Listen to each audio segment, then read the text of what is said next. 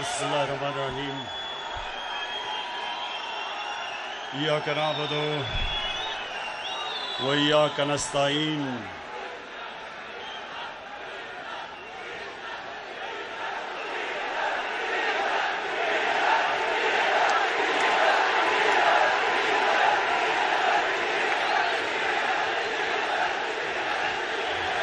जी शुक्रिया, शुक्रिया आपके जुनून का, शुक्रिया जज्बे का, शुक्रिया आपका, बहुत बहुत शुक्रिया। अच्छा जी, आप खामोशी खामोशी खामोशी।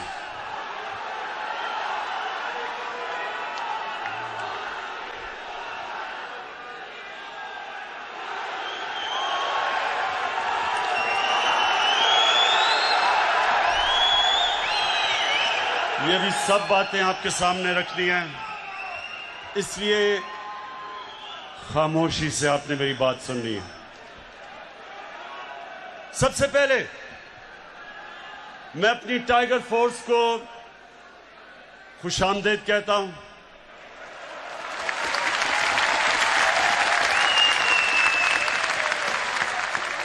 और जब से गालिबन 28 मार्च को हमने अपनी टाइगर फोर्स बनाई थी, तब से जितनी भी आपने एक्टिविटीज की, मैं अपनी कौम की तरफ से आपका शुक्रिया अदा करता हूं।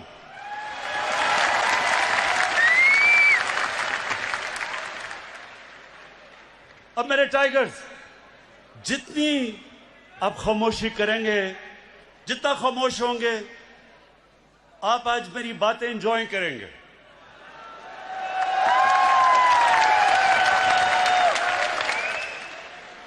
क्योंकि रात को जो सर्कस हुई, मैंने उसके ऊपर थोड़ी बातें कही।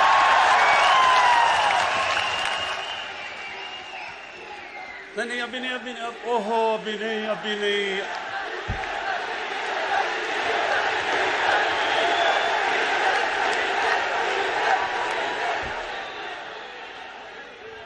और भी उस सर्कस में बड़े फनकार थे, आपको पता नहीं डीजल के ऊपर आपकी सुई अड़ गई अभी तक। अच्छा, सुने अभी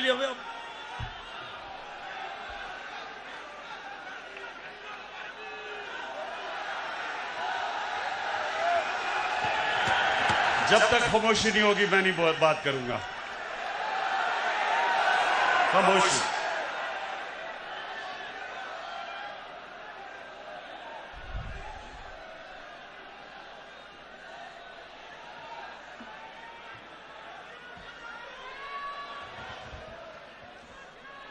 अच्छा टाइगर, सबसे पहले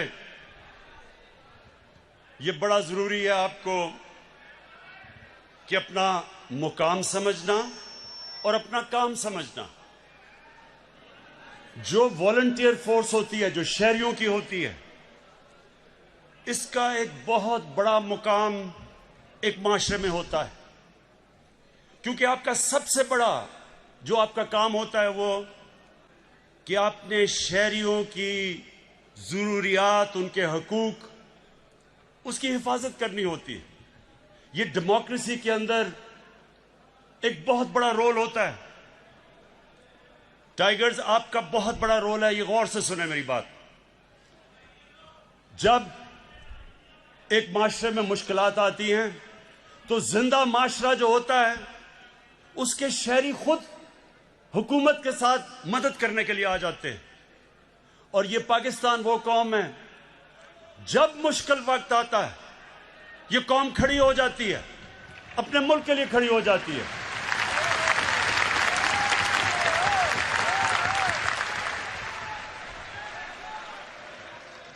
खामोशी, गौर से सुने। आप ये जाया कर देंगे ये वक्त, हर वक्त मैं आपके सामने नहीं आ सकता, तो आराम से सुने। देखें, जब मैं कैंसर अस्पताल बनाने निकला तो मुझे बड़ा मुश्किल, इतना ज्यादा पैसा इकट्ठा करना था, बहुत मुश्किल थी। तो उस वक्त मुझे किसी ने कहा कि पब्लिक की मदद मांगो, स्कूल के बच्चों की मदद मांगो, कॉलेज स्टूडेंट्स की मदद मांगो। और ये जो मौजज़ा हुआ उसके बाद किसी मुल्क में ये मिसाल नहीं है कि एक स्पेशलाइज्ड कैंसर हॉस्पिटल एक मुल्क में बने और कौम मिलके पैसा इकट्ठा करके वो हॉस्पिटल खड़ा कर दे। इतना बड़ा हॉस्पिटल। और वो आप जैसे, तब भी मैं उनको टाइगर्स कहता था, आप जैसे टाइगर्स उन्होंने मिलके वो अस्पताल बनाया। उसके बाद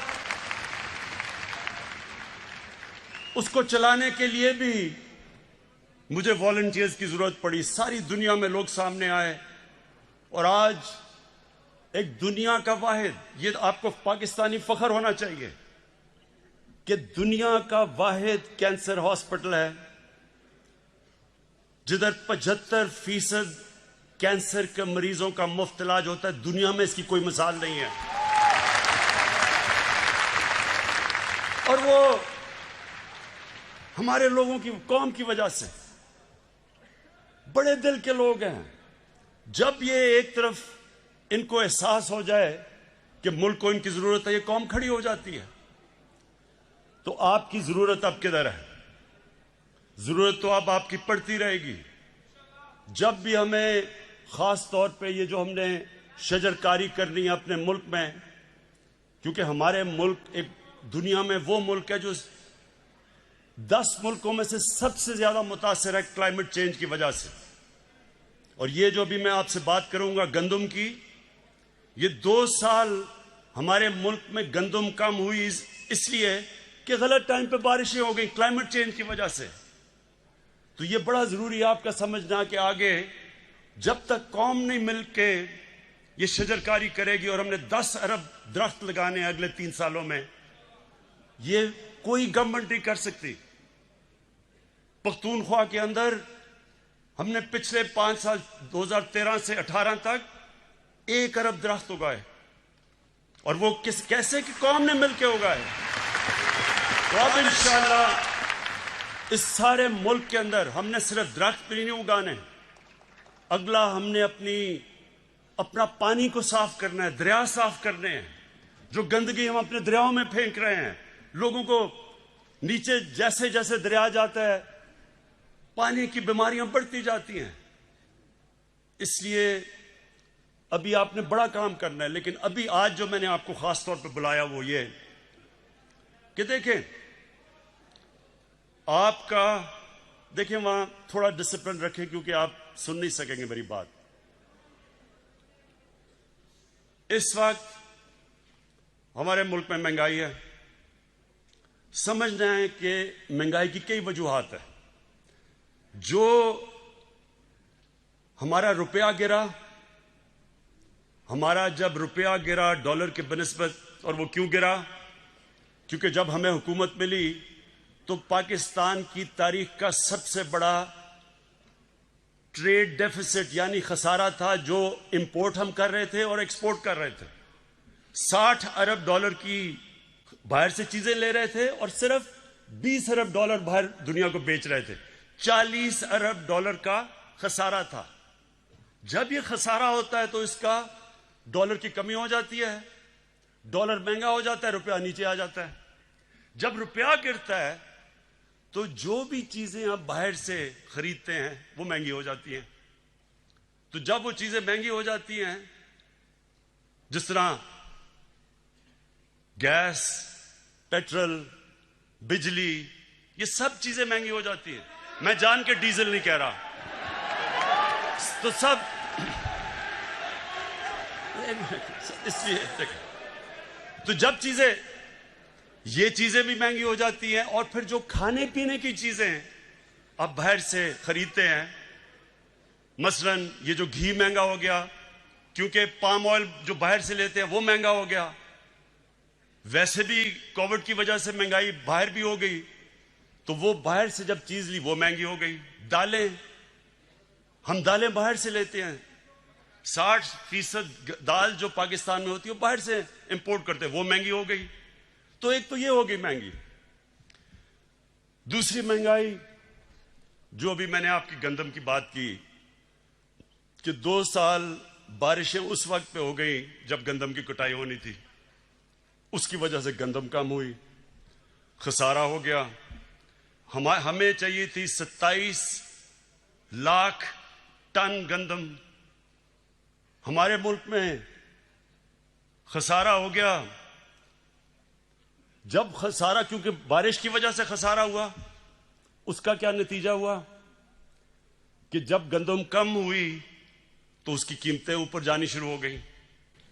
पहले हमें पता देर चला, क्योंकि यहां जो सिस्टम बना हुआ है, जो जिससे हमें पता चलता है कि कितनी हर फसल कितनी हुई हर साल, वो सिस्टम खराब था, हमें देर करके पता चला। जब तक हमने बाहर से इंपोर्ट की, जो अब अल्लाह का करम है कि हमने सारी जितना भी खसारा था सब गंदम इंपोर्ट कर लिए, तो तब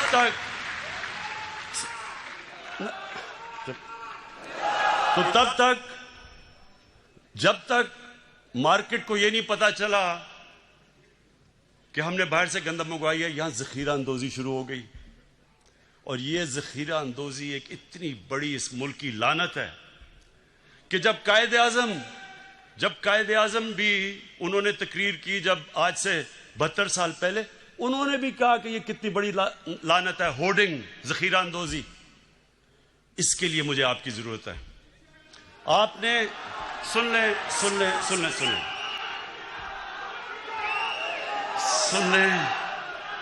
आपने क्या करना है? आपने कहीं खुद जाके मुदाखलत नहीं करनी। आपके पास इस वक्त आपके पास मोबाइल फोन है, आपने तस्वीर लेनी है और आपके पास आज जो पोर्टल अनाउंस किया उसके ऊपर आपने तस्वीर डाल देनी है और जगह डाल देनी है। उसके बाद हमारा काम है, एडमिनिस्ट्रेशन का काम है एक्शन लेना। तो आपने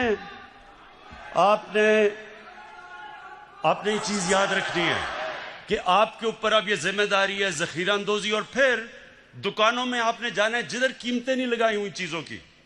जब आपने देखा कि कीमतें नहीं लगी हुई, क्योंकि कानून है कि जो भी चीजें बिकती हैं उनका कीमत लगी होनी चाहिए, वो भी आपने तस्वीर लेके आपने हमें भेज देनी है। तो इससे ये जरूर होगा कि इससे आप एडमिनिस्ट्रेशन की मदद करेंगे। लेकिन मैं फिर से एक चीज दोहराता हूं, आपने खुद कहीं भी इंटरफेयर नहीं करना, क्योंकि होगा क्या, ऐसे लोग आ जाएंगे टाइगर्स बन के जो पैसा बनाना शुरू कर देंगे, वो दुकानदारों को ब्लैकमेल करके पैसा बनाएंगे। इसलिए आपने इंटरफेयर नहीं करना।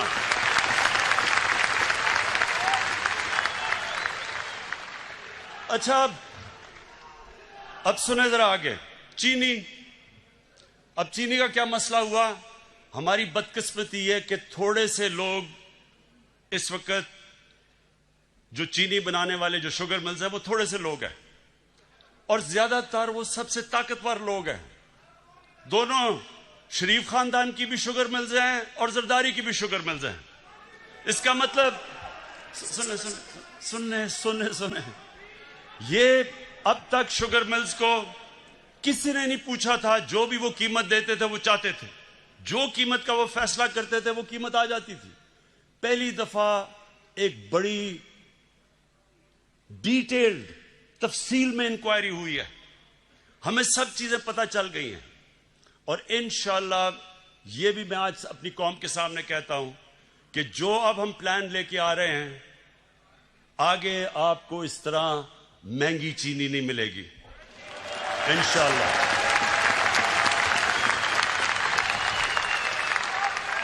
अच्छा,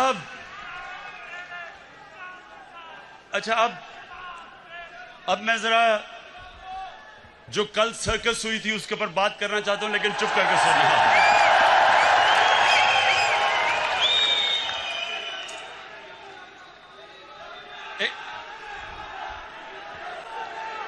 ऐसे बस नारे नहीं। आप एंजॉय नहीं करेंगे अगर आप सारा वक्त नारे मारते रहे। आप कैसे एंजॉय करेंगे? यकीन करें, आप ये जो मैं सर्कस के ऊपर बात करूंगा बड़ा एंजॉय करेंगे, ये मेरा वादा है आपसे।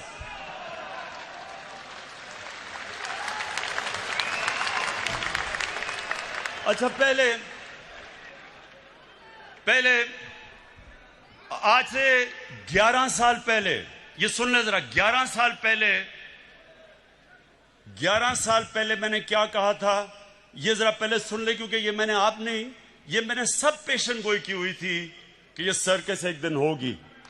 तो अगर ये आप वो 11 साल वाली वीडियो चला दें, लेकिन आपने एंजॉय करना है। मैं आपको ये भी कहना चाहता हूं कि इंशाल्लाह आप देखेंगे कि ये सब पार्ट, इनके जो इंटरेस्ट एक हैं, इन्होंने एक हो जाना है। अजरदारी और नवाज शरीफ ने इकट्ठे हो जाना है, क्योंकि इनके इंटरेस्ट है। क्योंकि ये जो मैं जो ये लेके आ रहा हूँ ना, नहीं होंगे। मैं जो हम कानून लाना चाहते हैं ना, ये दोनों नहीं बर्दाश्त करेंगे। अच्छा, ये दोनों इकट्ठे नहीं होंगे, ये मैं कह रही हूँ, आपका ख्याल है इकट्ठे होंगे? अंदर से हो जाएंगे, ऊपर से शायद पूरा कुछ निकलता है। अच्छा जी, अच्छा, अब तो ये मैंने सब पेशन गोई की थी कि जब चोरों की चोरी के ऊपर हाथ पड़ेगा तो ये जब तक नूरा कुश्ती खेल रहे थे सब इकट्ठे हो जाएंगे। और वो आपने रात खुद ही देख लिया, अल्लाह अल्लाह कैसा सब इकट्ठे थे, पहले भी कंटेनर में इकट्ठे हो गए थे। और अब मैं वो जो दो बच्चों ने तकरीरें की थी उनके ऊपर मैं बात नहीं करना चाहता। वो एक उनमें से नानी होगी है, लेकिन मेरे लिए बच्चे ही हैं वो।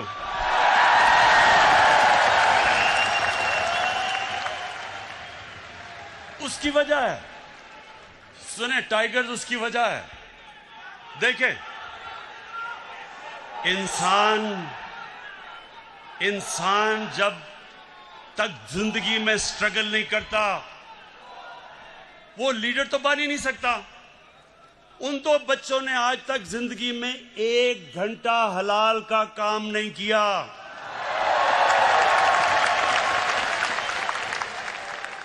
वो आज जाके लेक्चर दे रहे हैं दोनों। 1 घंटा उन दोनों ने पैसे बनाने के लिए हलाल का काम नहीं किया। पले किसके ऊपर हैं? अपने दोनों बापों की हराम की कमाई के ऊपर पले हुए हैं। तो उनके ऊपर तबसरा करना फजूल है। लेकिन जो और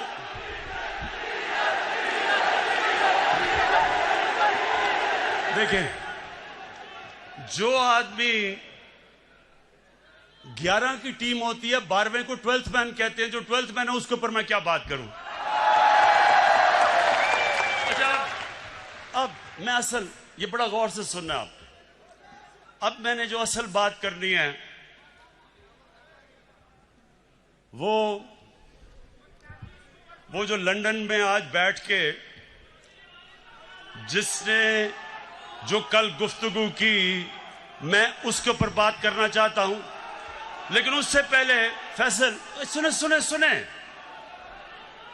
उससे पहले आप जरा इसकी पहले शक्ल देखें। जब ये इंग्लैंड जाना था, और इंग्लैंड जाके इसकी शक्ल क्या बनी, जरा प्लीज दिखाएं।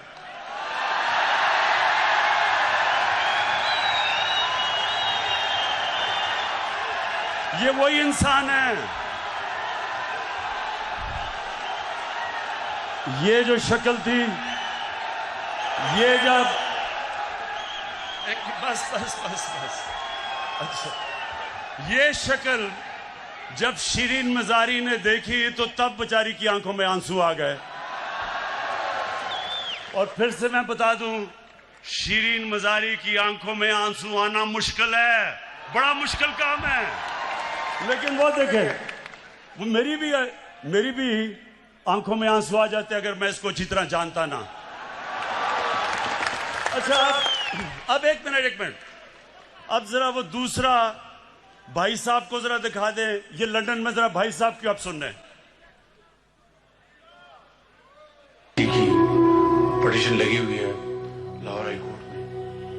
खुदा करे अल्लाह ताला अपने बेपाया फजलो करम से अगर खुदा करे अल्लाह ताला अपने बेपाया फजलो करम से अगर इजाज़त मिल जाए तो अपने वालिद साहब के साथ होगी, जो कि बहुत ही आम बात है। तो बाकी इनकी दूसरी जो ट्रीटमेंट हो जा रही है तो हार्ट के लिए इंशाअल्लाह जल्द अपॉइंटमेंट मरियम।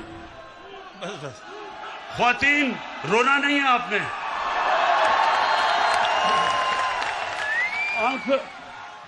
अपनी आंखों के आंसू पोंछ लें। ये बॉलीवुड भी ऐसी कोई एक्टिंग नहीं कर सकता जो अभी एक्टिंग किया है। अब सोचे सुने सुने सुने अब सोचे कि हमारी कैबिनेट के सामने ये एक्टिंग जब हो रही थी, शीरीन मजारी रोना शुरू हो गई, तो हमने इसको वापस ही बाहर ही जाने देना था। लेकिन आज मैं सिर्फ ये कहना चाहता हूं, जो इसने जबान इस्तेमाल की पाकिस्तान के आर्मी चीफ के खिलाफ और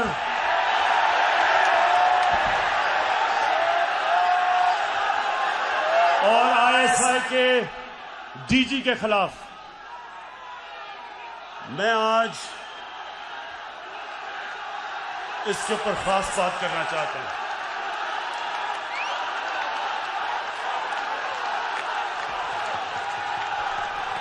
अच्छा खामोशी, सुने जरा मेरी बात, सुने सुने सुने मेरे टाइगर्स और पाकिस्तान के नौजवानों, सुनो गौर से। बर्रे सगीर की तारीख में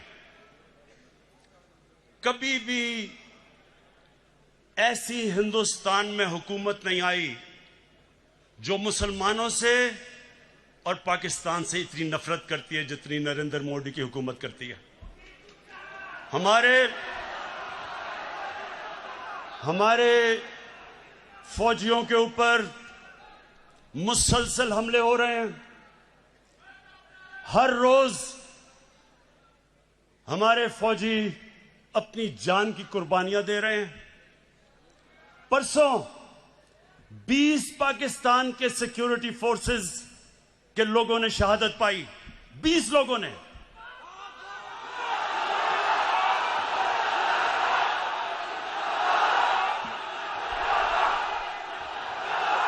और ये क्यों अपनी जान की कुर्बानियां दे रहे हैं? हमारे लिए, मुल्क के लिए।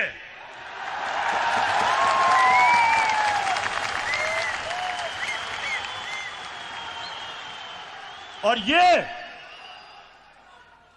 गीदड़ जो दुमदमा के बाहर भागा था, वहां बैठ के आर्मी चीफ के ऊपर जो उसने कल जुबान इस्तेमाल की और डीजी आईएसआई के ऊपर, सुने गौर से मेरी बात, मैं थोड़ा सीरियस आपसे बात करूंगा।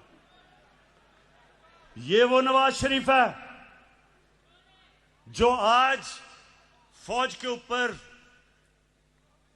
और फौज के सरबराह के ऊपर इस तरह की जो जुबान इस्तेमाल कर रहा है। आपको याद नहीं होगा क्योंकि आप तो तब पैदा भी नहीं हुए थे। ये जनरल जिलानी के घर के ऊपर सरिया बनाते हुए मिनिस्टर बना था। ये वो आदमी है जो ज़ियाउल हक के जूते पॉलिश करते करते चीफ मिनिस्टर बना था। ये वो आदमी है जिसने जनरल दुरानी आईएसआई के जब चीफ थे, पीपल्स पार्टी के खिलाफ जब इलेक्शन हुई तो मिरान बैंक से इसने करोड़ों रुपया लिया था इलेक्शन लड़ने के लिए। डीजी आईएसआई की सुप्रीम कोर्ट को रिपोर्ट थी। लेकिन इस मुल्क की बदकिस्मती ये कि हमारे मुल्क की अदालतों ने इसकी मदद की हमेशा। ये वो आदमी है जिसने आसिफ जरदारी को 2 दफा जेल में रखा था। जनरल बाजवा ने नहीं डाला था, और उसको कहता था पाकिस्तान का करप्ट तरीन आदमी है। वो जरदारी इसको ऊपर हुदायबा पेपर मिल्क का केस उसने इसके ऊपर बनाया था, जिधर अरबों रुपए इन्होंने करप्शन करके पैसा बाहर भेजा था, वो उसने नवाज शरीफ पे बनाया था, जनरल बाजवा ने नहीं बनाया था। ये वो नवाज शरीफ है। और जरदारी, चुप करके सुने, चुप करें जरा, सुने मेरी बात। ये वो जरदारी है और नवाज शरीफ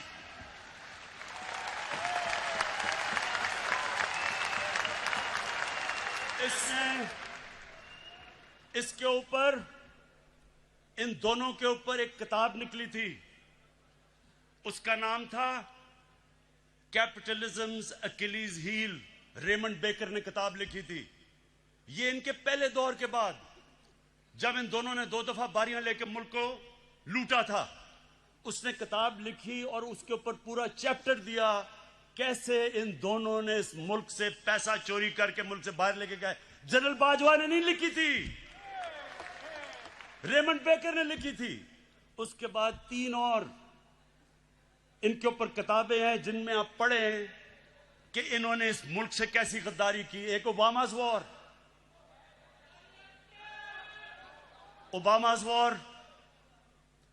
एक है सूस्किन, उसने किताब लिखी the way of the world.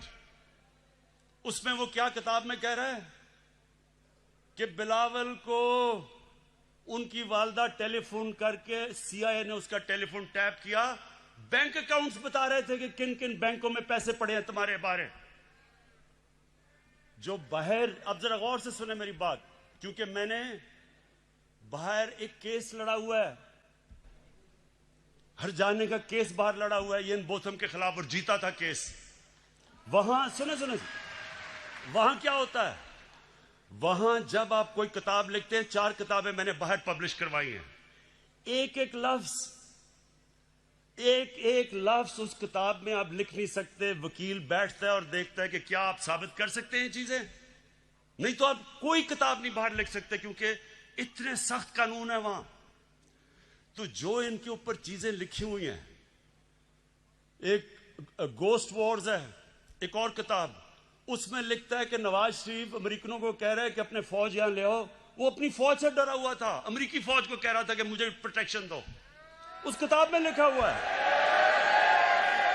सो ये वो लोग हैं,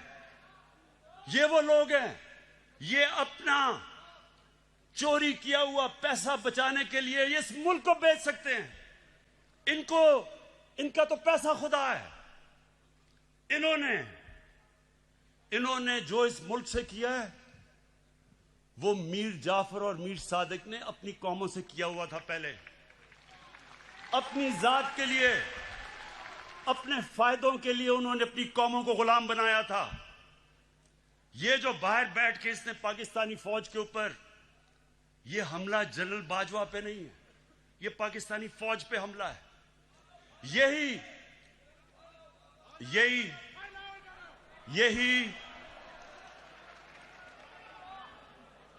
यही बात नरेंद्र मोदी कर रहा था।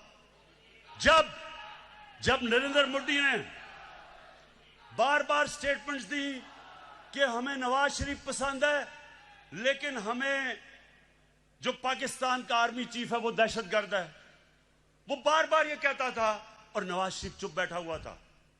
मुझे क्यों नहीं नरेंद्र मोदी कहता कि इमरान खान ठीक है लेकिन जनरल बाजवा गलत है? वो क्यों नहीं कहता? क्योंकि उसे पता है कि मैं हिंदुस्तान की असल दुनिया में नरेंद्र मोदी की शक्ल दिखाई है दुनिया में कि कितना बड़ा इंतहा पसंद है ये। सो ये जो आज इसको हिंदुस्तान अखबारों के अंदर जो तारीफें हो रही हैं नवाज शरीफ की, बड़ा जी जमहूरी आदमी है, ये फौज को कह रहा है कि अपना काम करो क्योंकि नवाज शरीफ जमहूरी है। क्या हिंदुस्तान को नहीं पता कि जब जनरल जिया ने इसको गोद में बैठा के मुंह में दूध की चूसनी लगाई थी इसके मुंह में, इसकी जमहूरियत? क्या हिंदुस्तान को नहीं पता कि ये वो वजीर आजम है जिसने डंडों से सुप्रीम कोर्ट के ऊपर हमला करवाया था। और फिर जुल्म देखें कि बाकी जुडिशरी को ब्रीफ केस दे के खरीदा था। ये वो नवाज शरीफ है जो आज बड़ा जमहूरी बन रहा है। ये वो नवाज शरीफ है जो टेलीफोन कॉल करके कहता था जस्टिस क्यूम इसको 3 साल नहीं बेनजीर को 5 साल सजा दो। ये वो है आदमी, ये वो है जो पिछला नैब का चेयरमैन कमर जमान जैसा करप्ट आदमी उसको चेयरमैन बना के अपने केस बंद करवाए। इसके लिए अदलिया तब तक ठीक है जब तक अदलिया इसके साथ खड़ी है। हुदैबा पेपर मिल का ओपन एंड शट केस जब बंद होता है, अदलिया बंद करती है, तो अदलिया बहुत अच्छी है। जब 5 मेंबर बेंच अदलिया का पैनमा के केस में इसको सजा देता है तो क्यों निकाला करके दौरा करके अदलिया को बुरा भला कहना शुरू कर देता है? क्या पैनमा का केस जनरल बाजवा ने किया था? इंटरनेशनल जब इंकशाफ हुआ था तो वो क्या पाकिस्तानियों का कसूर था? सारी दुनिया के अंदर इंकशाफ हुआ जिसमें पता चला कि हर मुल्क के पॉलिटिशियंस ने किस तरह मुल्क से पैसा चोरी करके ऑफशोर कंपनीज में पैसा रखा हुआ था। तो तब किसका कसूर था? यहां लोगों के सामने बेशर्मी से झूठ बोलते हैं। वो भी झूठ बोलता है, उसका भाई भी झूठ बोलता है, बेटे भी झूठ बोलते हैं, बेटी भी झूठ बोलती है, और वहां जाके तकरीरें कर रहे हैं कि जी बहुत बड़े ये जमहूरियत के लिए खड़े हैं। इलेक्शन की बात करते हैं, इलेक्शन की बात करते हैं, ये जरा सुने। 2013 इलेक्शन के अंदर नेशनल असेंबली की सीटों में 137 पिटिशंस आई जिन्होंने चैलेंज किया कि उनके इलेक्शन में गड़बड़ हुई है। नेशनल असेंबली में 137 सीटें जिन्होंने पिटिशन दायर की। 2018 की इलेक्शन में सिर्फ 90 थे, 50% कम पिटिशंस थी। और नून लीग की, क्योंकि उनकी तो सिर्फ पंजाब में पार्टी रह गई है, पंजाब के अंदर उनकी सिर्फ 11 पिटिशंस थी। तहरीक इंसाफ की 13 पिटिशंस थी, यानी हमारी ज्यादा पिटिशन थी जिन्होंने कहा धांधली हुई है। तो मुझे यह बताएं कि जब 80% पोल का रिजल्ट आया, फैफन एक इंडिपेंडेंट इदारा है, उसने 80% ने कहा, 80% पाकिस्तान का इलेक्शन 2013 से बेहतर हुआ है, अच्छा इलेक्शन हुआ। तो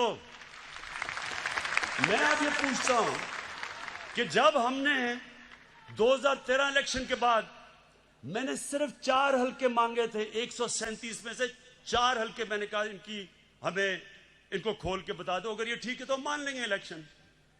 इन्होंने 4 हल्के नहीं खोले, 1 साल के बाद सड़कों पे निकले। आखिर में जब 4 हल्के खुले, चारों के चारों अंदर धांधली थी। जब हमारी बारी आई 2018 में, इन्होंने कहा जनाब इलेक्शन में धांधली है। इनसे वो जो आजकल जेल में है शहबाज शरीफ, हमने पहले कहा कि जो करना है आपने खोले, हम तैयार हैं इलेक्शन खोलने के लिए। अब इनको पता था कि 1100 पिटिशन थी इनकी सारी, इलेक्शन उन्होंने क्या खोलना था। तो ये वो लोग हैं कि जो बात करते हैं कि इलेक्शन के अंदर धांधली हुई। धांधली मैं आपको बताऊं किधर हुई, जो अभी इंकशाफ हुआ है। इलेक्शन में अभी एक बाय इलेक्शन हुआ जब नवाज शरीफ डिस्क्वालीफाई हुआ, उसकी बीवी को खड़ा किया, मरीम नवाज ने कैंपेन की। हमारे पास अब डॉक्यूमेंट्री एविडेंस है कि 250 करोड़ रुपया गवर्नमेंट का इन्होंने उस हल्के में इस्तेमाल किया इलेक्शन जीतने के लिए। ये हमने नैब को केस दिया है। हमने सारे इलेक्शन में 250 करोड़ खर्च किया, इन्होंने एक बाय इलेक्शन के ऊपर इस कौम का टैक्स के पैसे का 250 करोड़ रुपया खर्च किया। लेकिन मुझे एक खास मजा आया, एक और अल्लाह अल्लाह का सच आता रहता है सामने। एक इलेक्शन हुआ उस्मान डार का, और वहां एक सियालकोट का बहुत बड़ा रंगबाज है, बड़ी बड़ी बातें करता है, बड़ी बड़ी बड़ी छाती निकाल के बड़के लगाता है। लेकिन पता क्या चला, कि इलेक्शन की रात को शाम को 8 बजे रंगबाज ख्वाजा टेलीफोन कर रहा है जनरल बाजवा को, जनरल साहब मैं इलेक्शन हार रहा हूं, मेरी मदद करें। आंसू गिर रहे हैं, जनरल साहब मैं तबाह हो जाऊंगा, मेरी मदद करें, मैं इलेक्शन हार रहा हूं उस्मान डार से। मेरे पाकिस्तानियों, मेरे टाइगर्स, मेरी अब आखिर में गौर से आपने बात सुननी है। अब तक ये जो ऑपोजिशन है, इन्होंने एक इमरान खान देखा है। आराम आराम से मैं इनको कहता था अच्छा जी प्रोडक्शन ऑर्डर देना है तो चलो बुला लो असेंबली में और इस तरह की चीजें। ये जो आप सुने जरा, ये जो अब आप इमरान खान देखेंगे, ये एक मुख्तलिफ इमरान खान आने लगा। सबसे पहले किसी किस्म का प्रोडक्शन ऑर्डर किसी डाकू को अब नहीं मिलेगा। शहबाज शरीफ के ऊपर अभी जो चीज सामने आई है 23 अरब रुपए की, इसका करप्शन का इंकशाफ हुआ है। कभी चीनी वाले तो कभी किसी के नाम पे 23 अरब रुपया भी पकड़ा गया है। जब तक अदालतों में पूरी तरह यह जवाब नहीं देगा, कोई किस्म का इसको प्रोडक्शन ऑर्डर नहीं मिलेगा और ना ही किसी और डाकू को मिलेगा।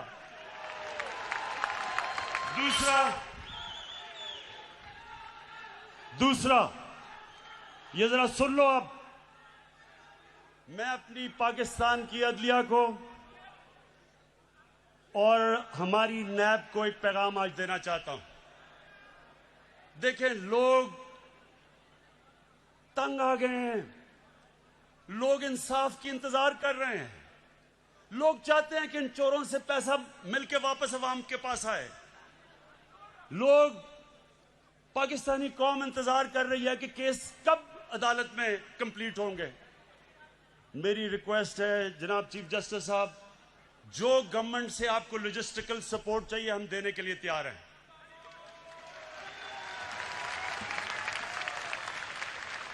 जिस तरह की आपको हमारे से मदद चाहिए हम आपको देने के लिए तैयार हैं, लेकिन खुदा के वास्ते डे टू डे हेयरिंग करके ये केसेस खत्म करें। इनकी 30 साल से मुल्क को चोरी कर रहे हैं, इनकी अब से तो नहीं केसेस आए, लेकिन वो केसेस के फैसले ही नहीं होते। और मैं नैब को भी कहता हूं कि नैब आपने कई जगह बड़ा जबरदस्त काम किया, लेकिन खुदा का वास्ता है कि केसेस को मंतकी इंजाम तक तो पहुंचाओ। आप हमारे से जो मदद चाहते हैं हम देने के लिए तैयार हैं, लेकिन कौम इंतजार कर रही है कब इस कौम का लूटा हुआ पैसा वापस मिलेगा।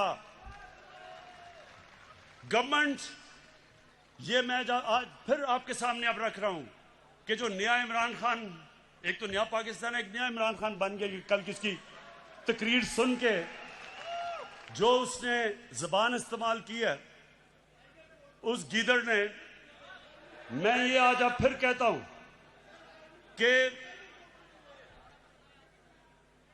कि अब से कोई इनको वीआईपी जेल नहीं मिलेंगे, इनको आम कैदियों की तरह हम रखेंगे।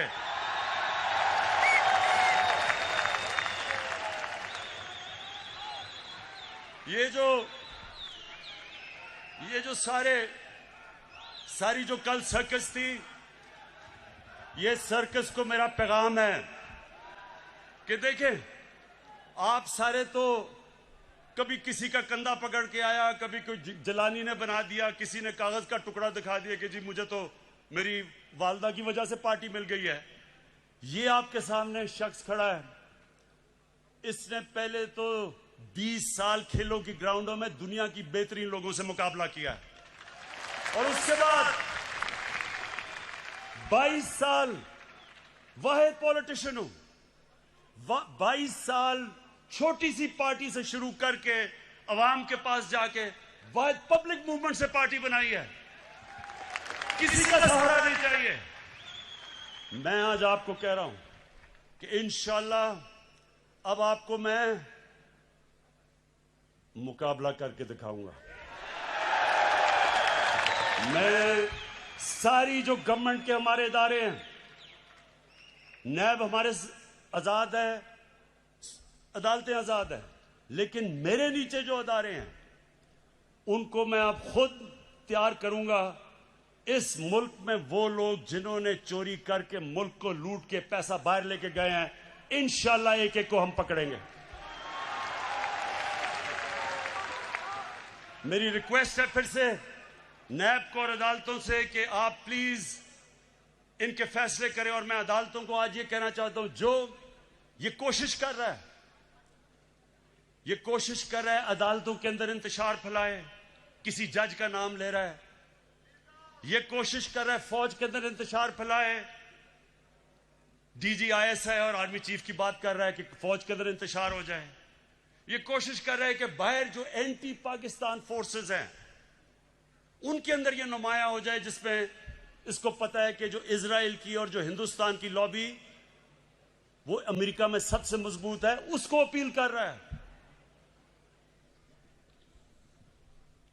ये जो गेम खेल रहा है, मैं ये गेम सारी समझता हूं, मुझे सारी इंटेलिजेंस है ये क्या खेलने की कोशिश कर रहा है। और मैं इसको ये बताना चाहता हूं कि मुझे तो कोई फर्क ही नहीं पड़ता कौन सा आर्मी चीफ हो या कौन सा आईएसआई का डीजी हो, मुझे तो फर्क ही नहीं पड़ता, क्योंकि मैंने तो कोई पैसे चोरी नहीं कर रहा या मेरी कोई बार जायदाद नहीं, मुझे तो खौफ किसी से नहीं है। लेकिन जो जनरल बाजवा ने जिस तरह इस हुकूमत की मुश्किल वक्त पे मदद की, जिस तरह उसने हमारे साथ, मैं ये कहना चाहता हूं आज हमारे साथ अभी कराची में मदद की जब वो बारिशें आ रही थी, जो हमारे साथ कोरोना के अंदर पूरी तरह मदद की, जो हमारे पास जब एक मुल्क पे पैसा नहीं था, 2 साल पाकिस्तान की फौज ने असल में अपने डिफेंस एक्सपेंडिचर पे काट लिया, क्योंकि उनको फिक्र थी कि पाकिस्तान के पास पैसा नहीं है। कभी ऐसे पहले नहीं हुआ। हर जगह सारी मेरी फॉरेन पॉलिसी को आज पाकिस्तान की फौज और जनरल बाजवा हमारे साथ खड़े रहे हैं। ये जो कोशिश कर रहे हैं कि हमारी फौज और गवर्नमेंट के बीच में दरार डालें या फौज के अंदर इंतशार पैदा करें, नवाज शरीफ, मैं तुम्हें अब ये आज सुन लो मेरी गौर से बात, आज से मेरी पूरी कोशिश है तुम्हें इस मुल्क में वापस लाया जाए, और तुम्हें यहां आम जेल के अंदर डालेंगे, वीआईपी जेल नहीं होगा। गरीब आदमी लाखों की चोरी करे तो वो तो बेचारा जिन हालात में जेलों में रहता है, और जो अरबों पैसा चोरी करके बाहर ले जाए, बच्चे अरबों रुपए के घरों में रहें और वो जाके वीआईपी जेल में ठहरे, तुम वापस आओ तो मैं देखता हूं तुम्हें हम कैसे रखते हैं।